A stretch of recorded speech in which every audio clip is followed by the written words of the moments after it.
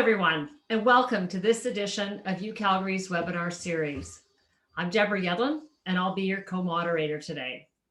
If you've participated in one of our previous webinars, welcome back. And to all our new viewers, thanks for joining us. We began this webinar series at the onset of the pandemic to inform and support our community members by connecting them with COVID-related research and resources. In the months since, we have expanded our focus to include a wider variety of webinar topics, but our purpose remains the same: to share and discuss knowledge and insights from UCalgary experts with our community. Today, we are launching a new series, with this webinar being the first of a 5-part series called Pluralism and Global Citizenship, exploring how we can recognize, respect, and value difference in our local and global communities. Pluralism shows us that there is no single way of understanding the world. And by seeking to understand and appreciate the knowledge and experiences of others, we strengthen our ability to take on the challenges that face us and enable us to prosper in new ways. Open and inclusive discussions, such as what we are engaging in today, play a critical role in achieving true pluralism. Please join this conversation at any time throughout the webinar by submitting your questions through the Q&A feature on the bottom of your screen. Our panelists will answer as many questions as time allows, and a recording of today's webinar will be available, and we'll email you a link as soon as it's available online. Before we begin, I'd like to acknowledge that we're recording this webinar on the traditional territories of the people of the Treaty 7 region in southern Alberta, which includes the Blackfoot Confederacy, comprising the Siksika, Piikani, and Kainai First Nations, as well as the Tsuut'ina First Nation and the Stoney Nakoda, including the Chiniki, Bearspaw, and Wesley First Nations. The City of Calgary is also home to Métis Nation of Alberta, Region 3. Moderating with me today is Dr. Aline Barwani, physician, clinical associate professor, and director of public policy and partnerships for the Indigenous, Local, and Global Health Office in the Cummings School of Medicine and O'Brien Institute for Public Health. Welcome, Aline. Thank you, Deborah, and welcome to you all, including members and friends of our promoting partners, the Aga Khan University, the Calgary Consular Corps, the British High Commission, the Public Policy Forum, the Canadian Chamber of Commerce, as well as the faculties, centers, and institutes within the University of Calgary, especially University of Calgary International and the Faculty of Arts. Our presenting partner is the Global Centre for Pluralism, fittingly located in the Old War Museum on Sussex Drive in Ottawa. We welcome staff and friends of the Global Centre for Pluralism and encourage you to follow them on Twitter at Global Pluralism. What is pluralism? Diversity is a fact. Difference is a fact. Inescapable. Gender, ability, specialization, language, culture, race, ethnicity, industry, urban versus rural. Diversity doesn't go away. Difference remains everywhere. That difference is a potential energy which can be harnessed for conflict, or it can be converted into a more constructive form through collaboration and value creation that can make our country stronger. Pluralism is grounded in a common sense of purpose. In a complex world with more and new collisions among ideas, people, and consequences of otherwise local decisions, we have more options than simply fight or flight. Whether internationally, subnationally, or even institutionally, to assert our interests, we build and maintain relationships. Relationships give us texture and context, whether historical, subject matter, or relational, to frame and position us to more effectively and fairly pursue our interests. But not just our interests, global common interests, like the purity of our water, cybersecurity, resilience against pandemics and economic disruptions, a universal desire to simply live in peace. These make up the global public commons. No single country owns these issues, but each country, including Canada, is affected by them, which begs the question, who upholds, who renews, and who stewards the attitudes, behaviors, and structures of common purpose? So in curating today's webinar, I asked Mr. Charest and Provost Marshall to explore why multilateralism is important to governments, universities, large nonprofits, and companies. what is required to be an effective multilateralist, and who needs to learn these skills? Finally, what are the consequences of failure to our prosperity as Calgarians, Albertans, Canadians, and citizens of this world? Mr. Jean Charest, the former Premier of Quebec, former Deputy Prime Minister of Canada, and has effectively brought to fruition new trade and development agreements. He is a great Canadian, and I'm grateful to have him here. Dr. Dru Marshall is our Provost and Vice-President academic at the University of Calgary, who lives and breathes pluralism in the leadership standard she sets for us. Dr. Marshall, please get us started. Well, thanks so much, Aleem, and welcome everybody. I'm thrilled to be speaking on a panel with Mr. Charest, whose career I followed for many years, on a topic that is personally important to me, and also a topic I think that serves as a differentiator for a university. I think before I begin, I'd like to set the context for the University of Calgary. I think it's important to do so. We are, of course, a university that's located in Calgary, the third most ethnically diverse city in Canada, and we are a reflection of that diversity. When we combine it with the diversity of our international scholars and students, I believe there are responsibilities and obligations that come with that context, including ensuring that everybody feels valued and welcomed. The second piece of context is that we are intellectually diverse as a campus. We often describe our campus as having a strong arts and science core surrounded by an excellent group of professional faculties.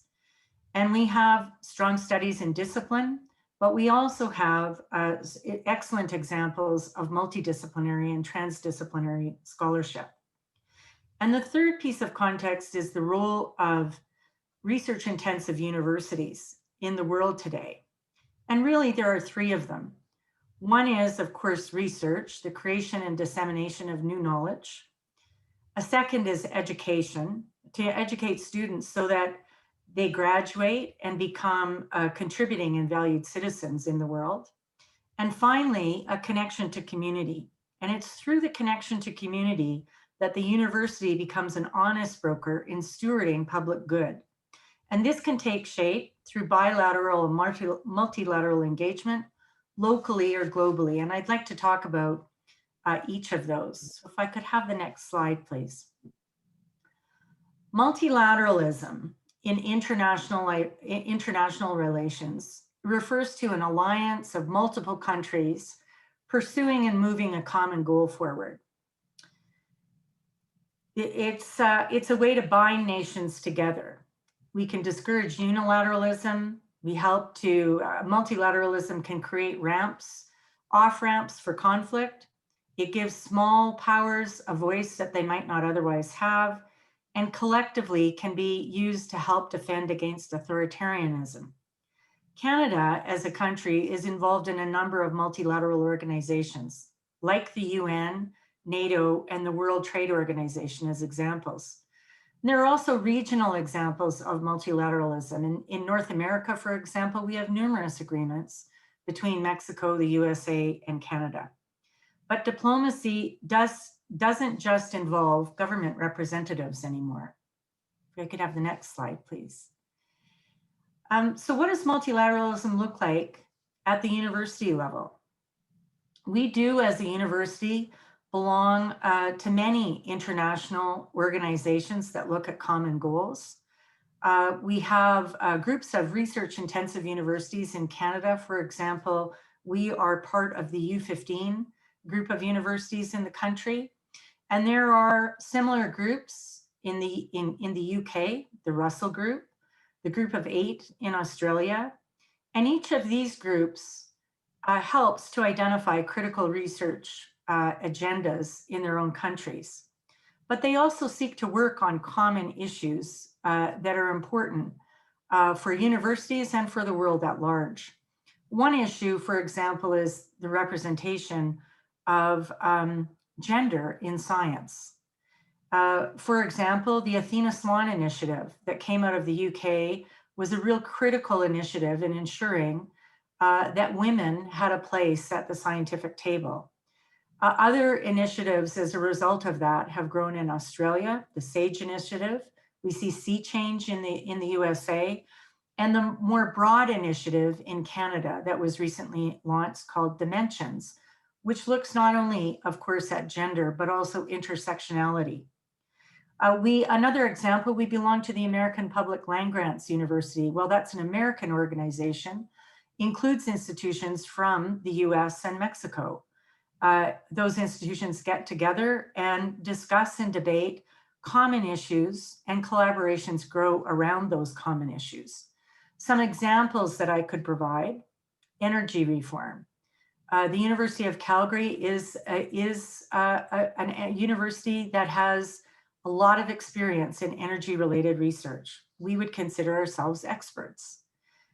We have worked with the federal government in Mexico and our institutional counterparts, and private industry in China and our institutional counterparts to look at transferring lessons from varied contexts to help solve energy reform issues in all three countries. Really critical issues that set the tone for the future of energy in all three areas.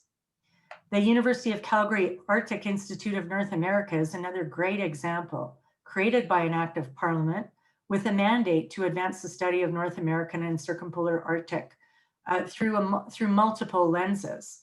That institute has served for the last 15 years as a permanent non-state observer in the Arctic Council, which of course is an intergovernmental forum promoting cooperation in the Arctic. We all know that climate change is one of the biggest issues of our time. And the North, of course, is at the nexus of climate change.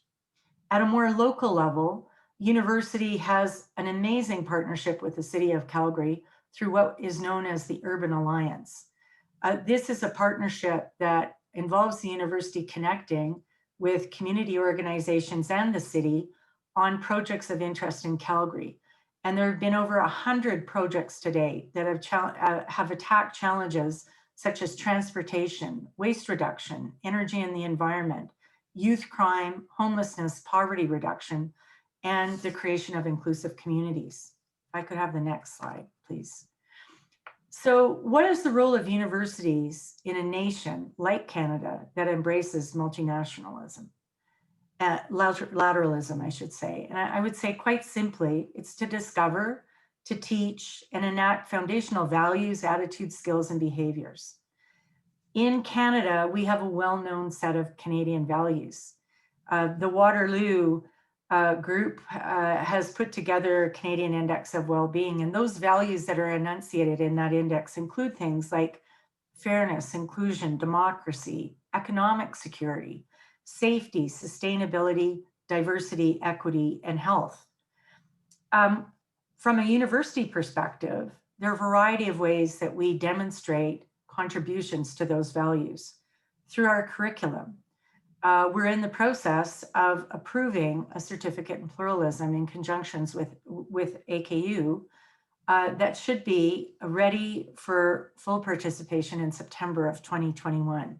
Very exciting initiative. We have research at the individual level within teams from basic to applied, disciplinary to transdisciplinary, that move the issue of multilateralism forward. This is not an issue that's owned by a single faculty or group, but rather is owned by all of us. And importantly, I think also the culture at our own institution, including the strategies that we've chosen to focus on. Things like mental health, internationalization, Indigenous, sustainability, where we focus on the international development goals of the UN, and others. If I could have the next slide, please. Multilateralism is a global construct, but can also be thought of in a local context. And the example I'm going to give of this is our Indigenous strategy, Itapito, which was launched in 2017 after a 2-year consultation following the Truth and Reconciliation Commission in Canada. This is a strategy that is fundamentally about resetting the relationship with our Indigenous neighbors and partners, We talk about walking a parallel path together, creating an ethical space between cultures, a space for conversation that's inclusive and respectful of Indigenous ways of knowing, doing, connecting, and being. If I could go to the next slide, please. I would be remiss if I was talking about multilateralism without talking about pluralism. The idea of recognizing differences, respecting them, and valuing them. Pluralism doesn't mean the elimination of difference. It doesn't mean assimilation. It doesn't mean that we find comfort in being the same. Rather, it means finding inspiration, frankly, in being different. And genuine pluralism, as the Aga Khan has noted, understands that diversity doesn't weaken a society, it actually strengthens it. So functionally, how can we contribute to society as a university? Do we create graduates, for example, that understand that they live in a pluralistic society in Canada? I would say yes. Students come to a university, they are exposed to multiple points of views and perspectives, and they grow as a result of that.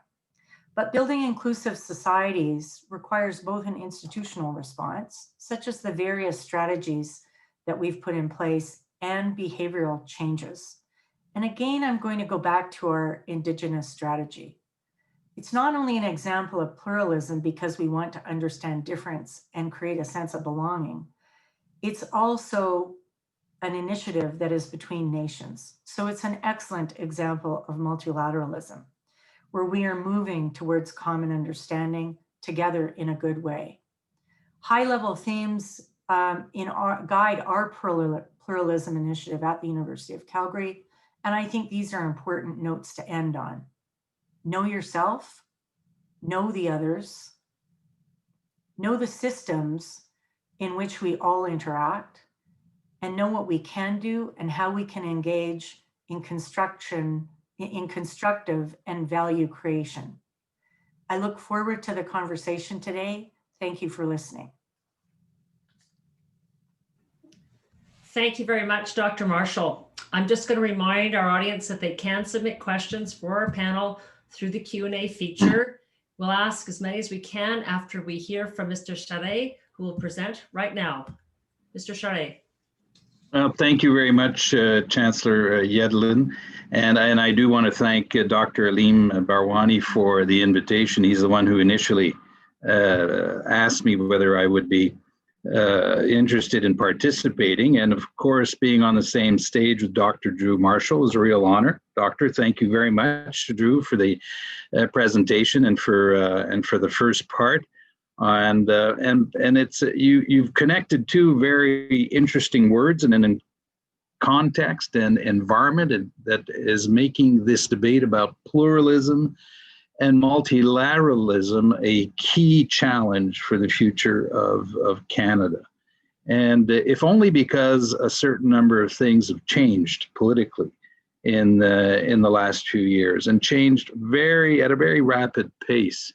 And of course, COVID is part of the story, but it's more than COVID. We all think back to the election of the Trump administration and the upcoming election campaign, but it's more than that. I mean, it goes back to, I think, the financial economic crisis of 08-09, inequality, issues of populism and nationalism. And I want to refer to that in a moment. But I do want to point out it's the 75th anniversary of the UN this year. And in a very challenging time. And it's the 25th this year in Canada will be the 25th anniversary of the referendum of 1995 that almost broke up our country. And the backdrop of that debate was the issue of pluralism, of identity, of who we are and what our future is. So all of this is always very timely, but in this environment more than ever. I'm going to go to the next slide, and I like to present this before every presentation because I think it sort of encapsulates the times, doesn't it? I listen to Abraham Lincoln every night on CNN. He's very good. And he's just so outstanding.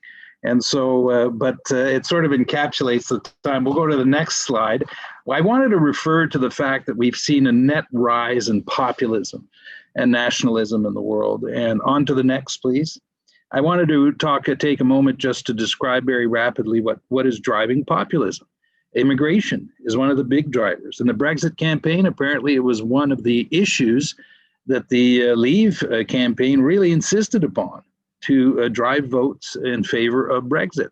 Economic decline, economic inequality has also been the case, though let's be careful about that, because that's very much the story in the United States and the UK, in developing countries. But here in Canada, actually, over the last few years, we've been able to reduce the gap in inequalities.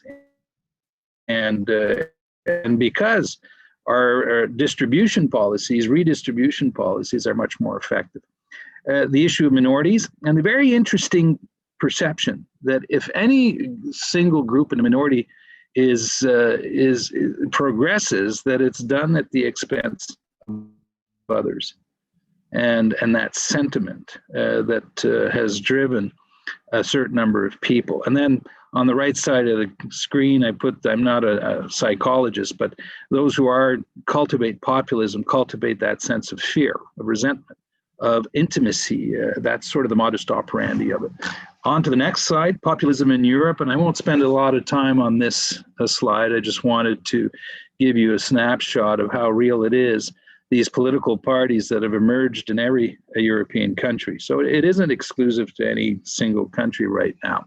But I do want to say, take an aside though, and remind you that for a populist party to have an impact on public policy, they don't have to have a majority.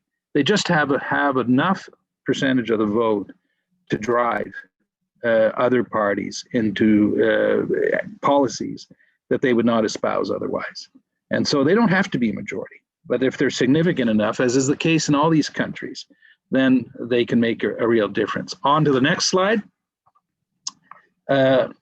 Nationalism is one of the things that we've seen rise in the last few years that is really something that I worry about. We see it in China with Xi Jinping, in India with Modi, Russia with Putin, and of course in other parts of the world, whether it's Bolsonaro or Duterte in the Philippines, Bolsonaro in Brazil, and of course the United States. Nationalism is neither good or bad. It's exacerbated nationalism that in its worst forms can be a cancer on any political system. Of course, in Europe, they automatically would think of the Nazi regime and Hitler. And so nationalism isn't something that has been overall very positive in a lot of countries, but it is, again, neither good or bad, but it is something that has risen as in the last few years in a more negative way. On to the next slide. I wanted to remind you that we have been seeing big military spends in the last few years. And this slide goes back to, I think, 2019, 18. There has been a marked increase in military spending. So put the ingredients together: populism, nationalism, military spending, authoritarian regimes. I didn't mention that, and those are ingredients that easily lead to conflict. And mind you, wars don't happen by design; they happen by overreach, miscommunications, and so this creates an environment that's fairly, I think, can be fairly toxic. On to the next slide. I wanted to talk about trade, and that a very critical issue for us in Canada. If only for this reason, we are very trade dependent as a nation. We're one of the countries that depends the most on trade in the world to earn our way. Of course, if you're in Alberta, it's all about oil and gas, which is a big part of Canada's trade to the rest of the world, but captured in a single market in the United States. But one of the things to remember about trade, on to the next slide, is that trade has been the locomotive of economic growth in the world. And if you look at the numbers from 1985 all the way to the financial crisis, the average increase in trade per year was around 7.1%. You see that gap on the slide? The top slide is the increase in trade on an annual basis, and the bottom is the world's GDP. So trade has driven prosperity, and it has contributed to erasing poverty and extreme poverty in the world. So it has been a net positive for the planet. And Canada, of course, has a major interest in maintaining open trade agreements to be able to do well. On to the next slide. is a very rapid picture. Dru referred to it. Canada is among all the countries in the world. We describe ourselves as a middle power, as a number of countries do, but we're a big promoter of multilateralism, of the Second World War consensus on whether Bretton Woods or other agreements, creation of the UN. We're part of 20 organization summits, the G7, of which is the most exclusive club, and we're very lucky to be part of it, but the G20, ASEAN, APEC, whether it's the Arctic Council, WTO, the UN, and more, OECD, Canada is part of that multilateralism effort that has been made in the world in the last few years. And we're part of a network of trade agreements that includes 52 countries, and this grand effort to be able to diversify. On to the next slide, please. And these are areas in which we're trying to expand, including ASEAN. CPTPP is relatively new. We'll be probably doing a trade agreement with the UK when they break out of Europe, and we're actually negotiating that right now. So those are efforts that we continue to do.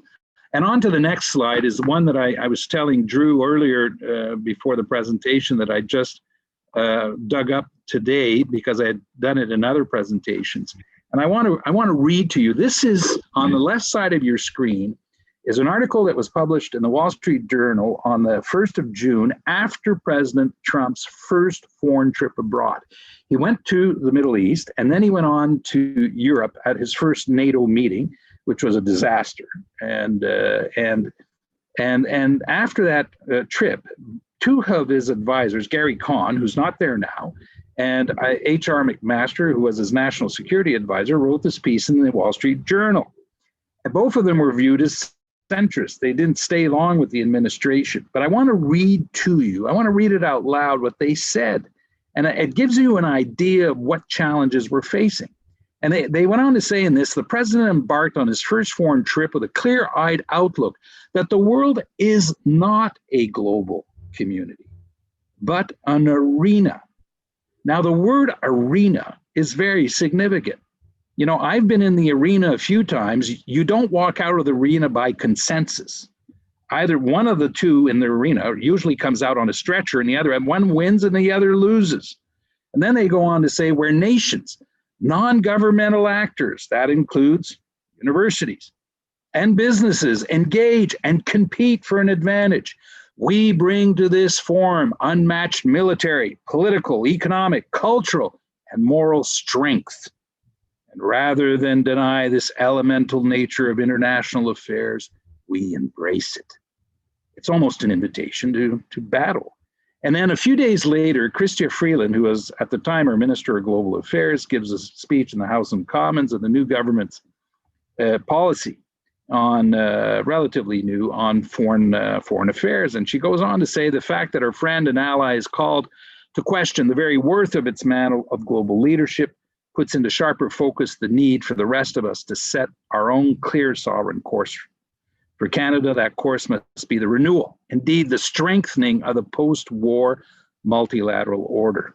We'll robustly support the rules-based international order and all of its institutions and seek ways to strengthen and improve them. We will seek leadership in all these NATO and multilateral forums.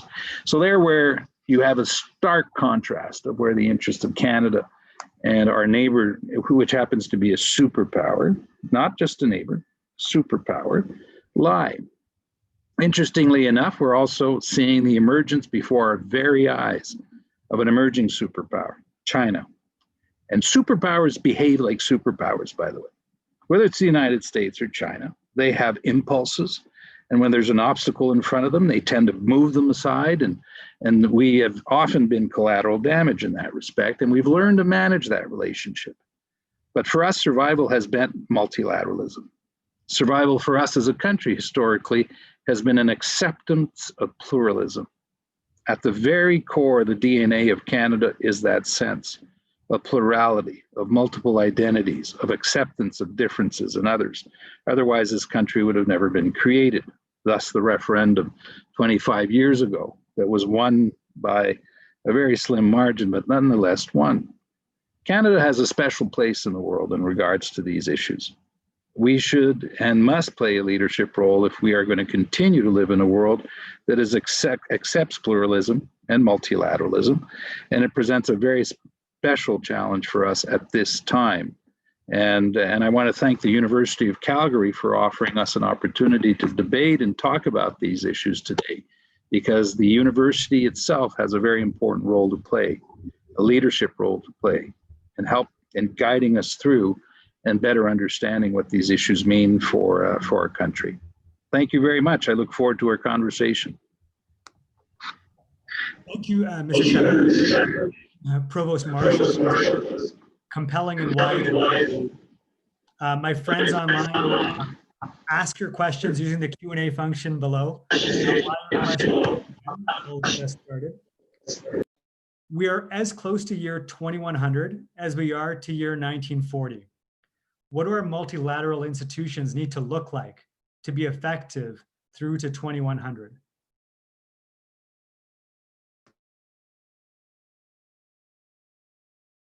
Well, that's a very easy question, Aleem. Thank you very much. Dru, do you want to take a first shot at it? Or I like the contrast between 1940 and 2100. I hope I'll be around in 2100. Go ahead, Dru, and I'll follow behind. Sure. Aleem, thanks for the question. It's when you pose that one, it is hard to believe that we're right at that midpoint. It makes 2100 feel a lot closer than it actually is. But I think Mr. Charest has just been through, a terrific presentation of the choice that we have in the world right now. We're so great at repeating history. We have situations where you see that we're about to go through a period where we seem to be repeating some of the worst times in the world. And it's amazing that we walk ourselves to the brink of that at this point in time. And, hopefully this US election will change the course of that. But at a high level, with the rise in nationalism, and if we look at the story and the history of Nazi Germany, you can see some of these things happening. So I would agree with the concept that a country like Canada has an increasing role to play in how, along with the other middle powers of the world, in how the world can survive at least the next decade or two as we struggle with the rise in populism and nationalism around the world. I think multilateralism, pluralism becomes increasingly important in this type of world as resources start to shrink, as the issues around sustainability of our world become critical. It's even more important for those of us that strongly believe in these concepts that we're putting them forward in real ways that are going to make a difference. So I'll stop there and hand it over to you, Jean. Thank you, Dru. This is incredible environment, this special circumstance of COVID-19 reminds us really how dependent we are on each other. I thought it was ironic when all of this started that some people's reflex was to say, well, COVID-19 will be the end of globalism, when in fact, this pandemic is all over the world, knows no borders. It may sound like a cliche, and maybe it is because it's so true, but that no one's safe until everyone's safe, no matter where they live in the world. And we need a global effort to be able to rid ourselves of this terrible scourge. Now, as I look to the future, I think there is going to Canada will need in the very short term to be part of a coalition that encourages, that supports, and we're looking for that leadership. We're looking for the platform that would allow us to be able to assemble and to be a force. Countries like Australia, New Zealand, Europe, all of Europe, in fact, so that we can counterbalance those who think that power is the only thing that counts, and that allows you to do whatever you want. The other part of it on the pluralism side, where I think Canada has a real opportunity, is that the future of countries, I believe, will depend very much on our ability to manage the movement of people. For example, Canada needs researchers, we need tradespeople, we need professionals, we need non-skilled people in our country to be able to prosper. Whichever country gets that right, and the challenge here will be the following, is to get immigration to rhyme with integration. And for that to work, though, I do think you need to develop a common identity. And pluralism is not about erasing common identity. It's about accepting the fact that the common identity, it does not make us all the same. That the common identity is based on basic human values that we all share, no matter what the color of our skin is, our sexual orientation, and that among those values, there's this sense, there's this acceptance and this tolerance, which makes Canada attractive. We should be forging that sense of common identity around pluralism. And if we are successful, and we're probably the country in the world that does it the best, and if we're successful at doing that, I think we are going to be one of the, really one of the countries in the world that will outpace and outshine other countries. Thank you very much. We're going to go right to the Q&A, and I'm going to start with this importance of pluralism in Canada. I think I'll ask Jean to Mr. Charest to respond, and then Dru, you could also follow on. Is pluralism in Canada at risk when you talk about common identity, when we have bills like Bill 21 in Quebec, and we have dialogue in Alberta that is very populist in nature, Yep. does contain elements of separation, et cetera. So I'd be curious to hear what you have to say, and then I'll ask you to respond as well. Well, Bill 21 is a very interesting example, and I had to deal with this issue when I was premier. It emerged when I was premier, this sense of we have to stop this erosion of our identity and these people who are coming in here. And Bill 21, admittedly, was a bill directed at Muslims in Quebec. I mean, that's what the bill was. And I've been opposed to the bill and publicly opposed to the bill.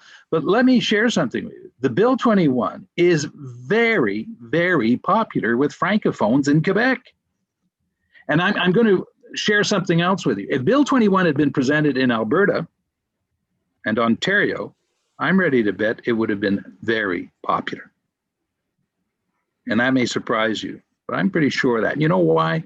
Because in politics, if you cultivate the darker, the insecurities of people, if the political leaders do that, it resonates with people. It has an effect. And the challenge of leadership isn't to cultivate our insecurities or prejudice, but to elevate our eyes to a more noble objective. And Bill 21, I'm sorry to say, is part of those who use it. It's like a drug. Populism in politics is like a drug because it generates an immediate effect. And Bill 21 is part of that. So I'm sorry to say that it's popular. It'll be interesting to see how it will evolve through the courts. And Quebecers have usually been careful about this. They were when the PQ presented this charter of values and they rejected it because they're also a minority in North America. But this is part of what I think we're going to see. But let's be very careful about thinking it's unique to Quebec. It isn't. I assure you, if it were presented elsewhere, I think you would be probably surprised to see how many people would support similar legislation elsewhere in the country. So are we deluding ourselves and thinking we are a pluralistic society? We're not. We just need leaders who are going to value that and make it part of what we should be doing. And if we have leaders who do exactly the contrary, well then, and they cultivate our fear. What do populists do, Deborah? I mean, they cultivate your fear of the other, or nationalists, about the other being threatening us, when in fact we know that that isn't true, and we need leadership that's much more committed to a long-term view. Dru. Yeah, thanks, Deborah. I think this is a fascinating area for discussion. And I would just say, I appreciate the focus on leadership. You can see in the US how voice power has been provided to a certain sector down in the US that had been quiet for a very long time. And And it brings out the potential for deeply seated divisions in a country or in a province. I guess what I would turn it around to is perhaps maybe an opportunity to discuss the role of a university in something like this. I see chances for research in particular areas. I see chances for talent development, including future leaders. But I also see universities as being placed for talent attraction and the ability to create momentum and create conversation, to convene a public conversation about particular areas in a way that other groups cannot. And so I think there are certain organizations in society that can balance, in some circumstances, government. I know when I'm dealing with my US colleagues, I sit on one of the key boards in the APLU, and it's remarkable to have the discussions. They're simply waiting it out for change to occur. And at times have taken on the mantle of, here's how we're going to change. But it's frustrating, I think, for many of them who think it's embarrassing for the US right now and the situation that they're in. In Canada, we've had our own pockets of that. And I think, the Truth and Reconciliation Commission did demonstrate groups like universities have critical roles to play in changing perception and in making things better. And so I think we have to take that mantle of responsibility very seriously. Thanks, Dru.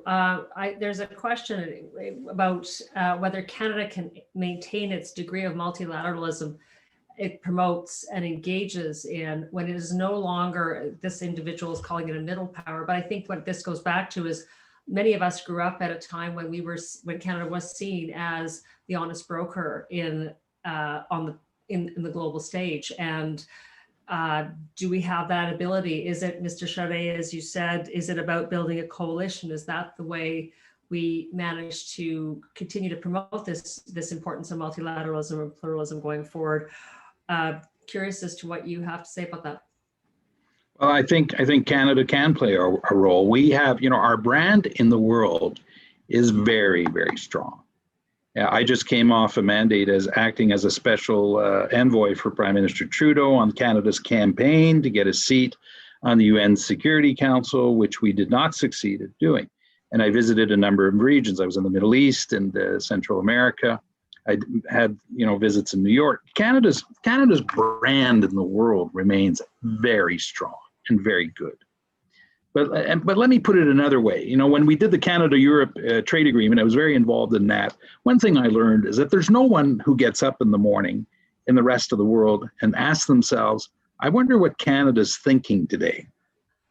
I mean, and it's not a knock against the country.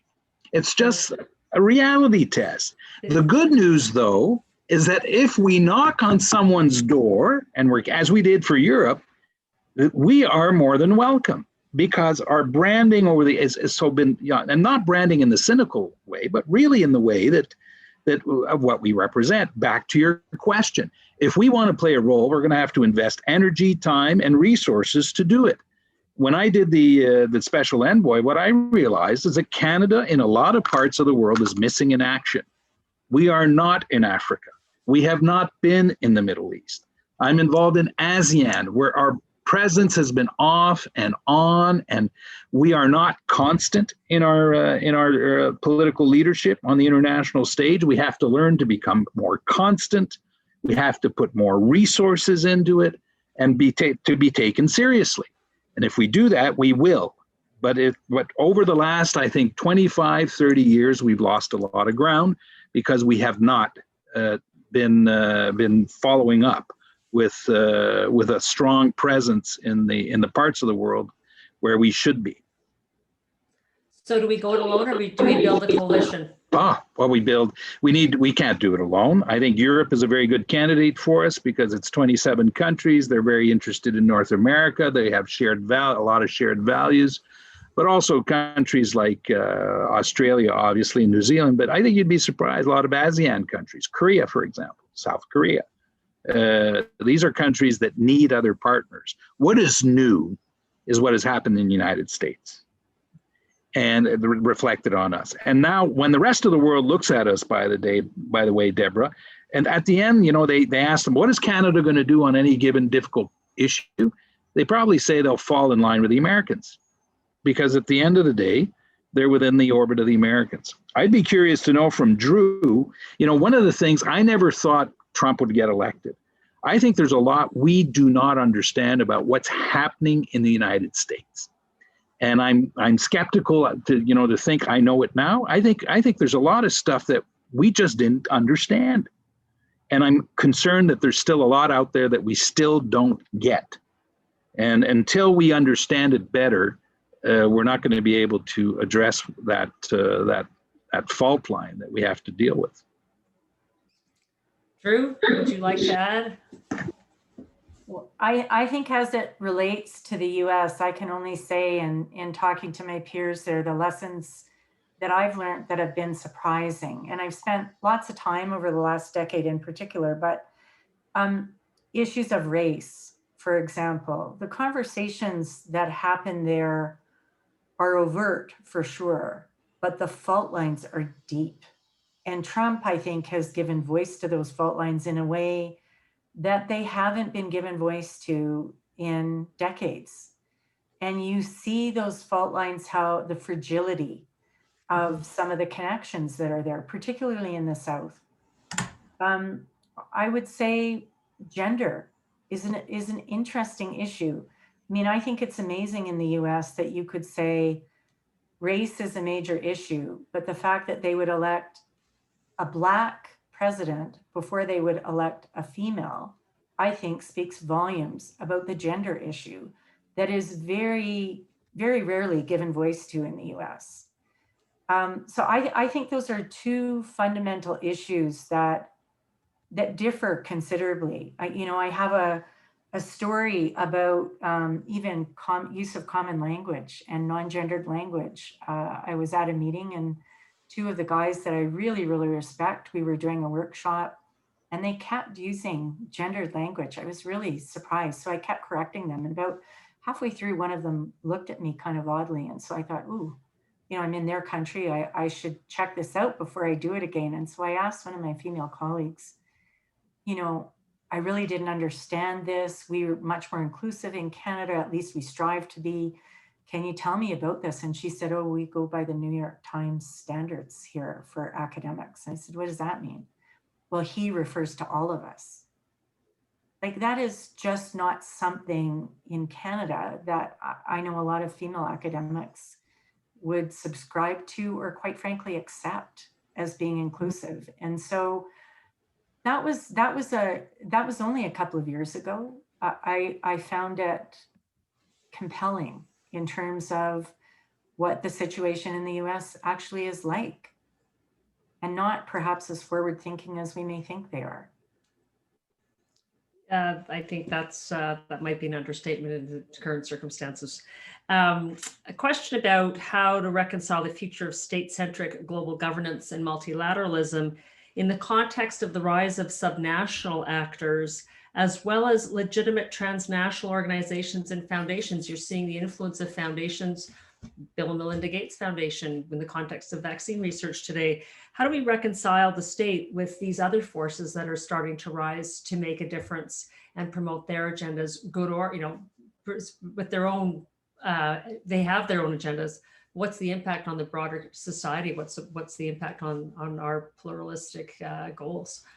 Either whoever wants to take it, Dru or Jean.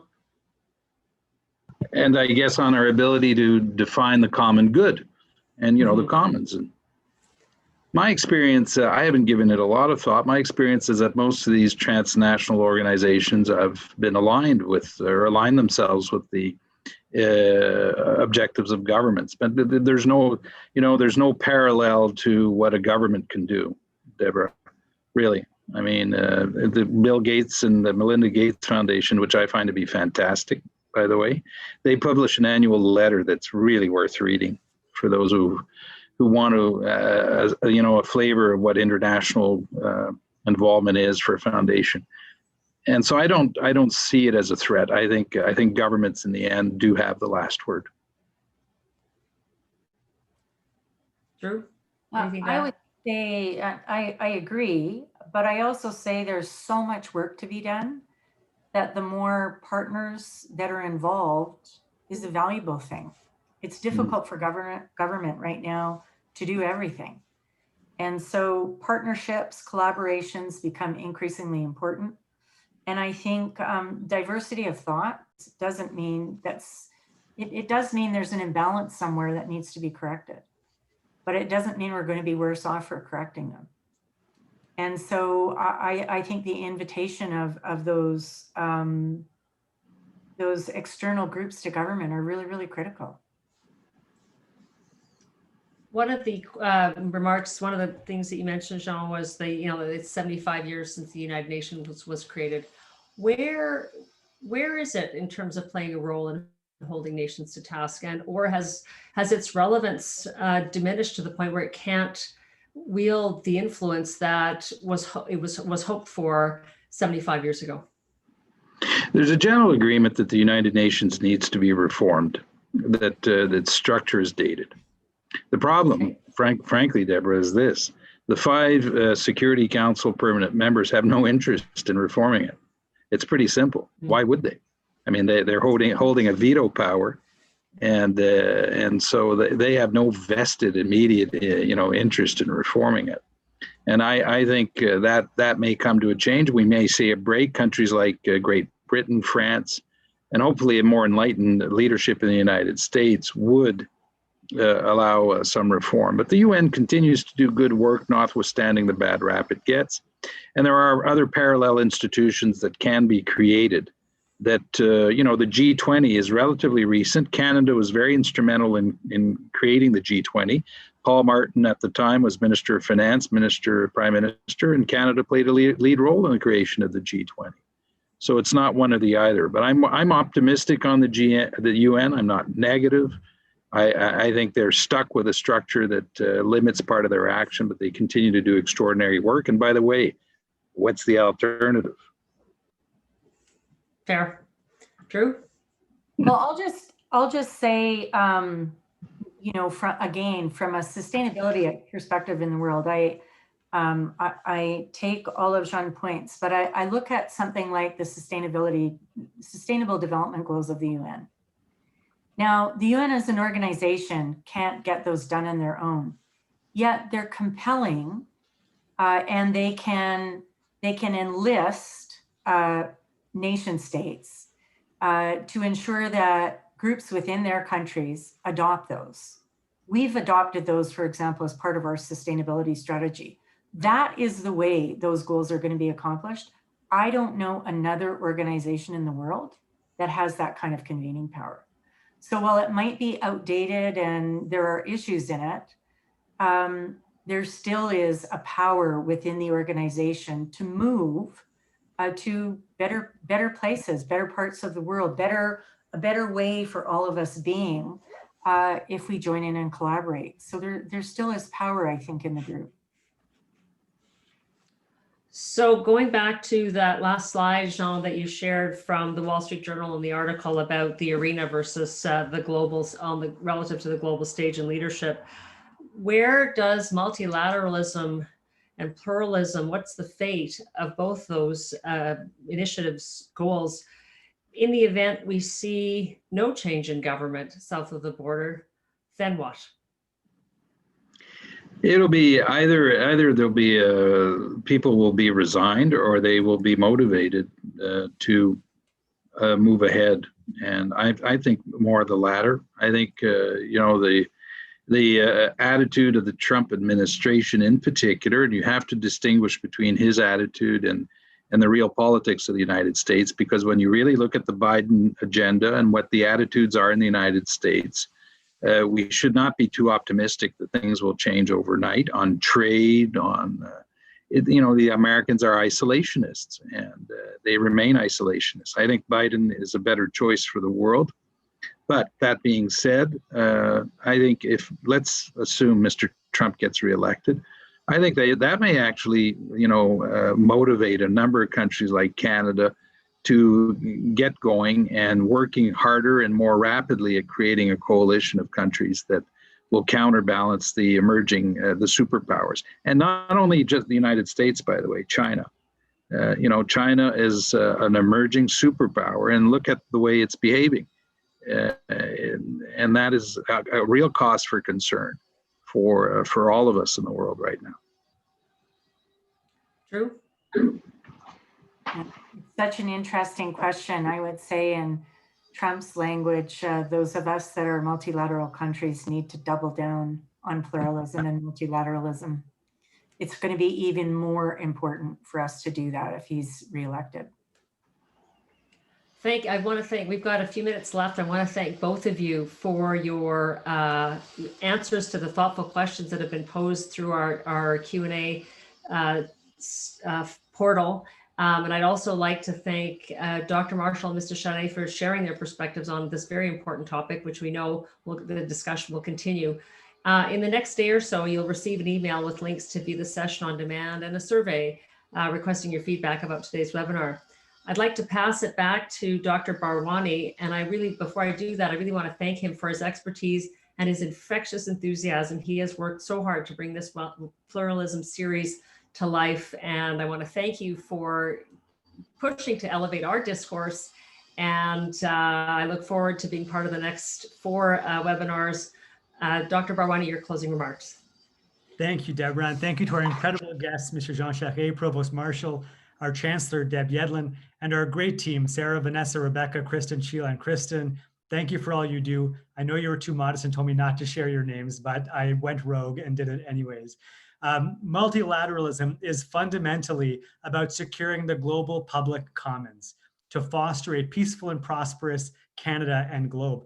Multilateralism is no longer just governments. Now we all must row in the same direction, but universities, civil society organizations, and international business are also stewards of peace and prosperity. We are all powerful somewhere. We are all powerful somehow. If populism is an inflammatory reaction to multiculturalism, well, then pluralism is the vaccine for populism. And part of this vaccine is integrative thinking. We look forward to seeing you again in 2 weeks when we welcome the world's great design thinker and integrative thinker, Roger Martin, former dean at the Rotman School of Business, who will join rising star Justin Weinhardt from the Haskell School of Business to talk about pluralism as the foundation to business innovation and leadership. By being here, you will receive an invite. Tell one friend to sign up. Post the link on social. My friends, see you in 14 days. Thank you. Thanks very much. It's been a great hour. Bye.